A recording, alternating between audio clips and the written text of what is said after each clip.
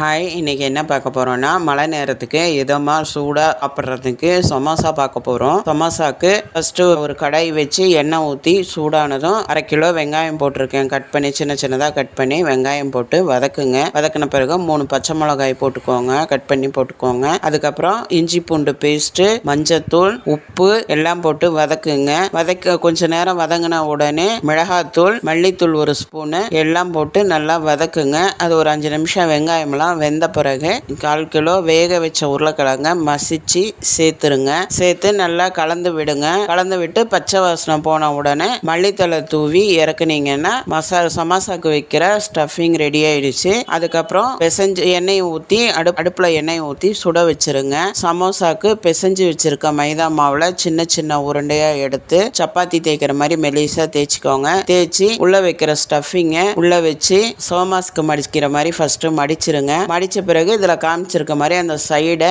இப்படி எடுத்து உள்ள வச்சு மடிச்சு விட்டுருங்க. மடிச்சு விட்டு ஒரு 4-5 ரெடி பண்ணிக்கோங்க. ரெடி பண்ணிட்டு சூடான எண்ணெயில போட்டு மிதமான தீயில மொறுன்னு பொரிச்சு எடுத்தீங்கன்னா சுவையான சமோசா ரெடி. ஈவினிங் டைம் ஸ்நாக்ஸுக்கு ரொம்ப நல்லா இருக்கும். டீயோட சாப்பிட்டீங்கன்னா சூப்பரா இருக்கும். மழை பெய்யறதுக்கு இந்த சூடான சமோசா சாப்பிட ரொம்ப டேஸ்டா இருக்கும். ட்ரை பண்ணி பாருங்க. பிடிச்சிருந்தா லைக் பண்ணுங்க, சப்ஸ்கிரைப் பண்ணிக்கோங்க.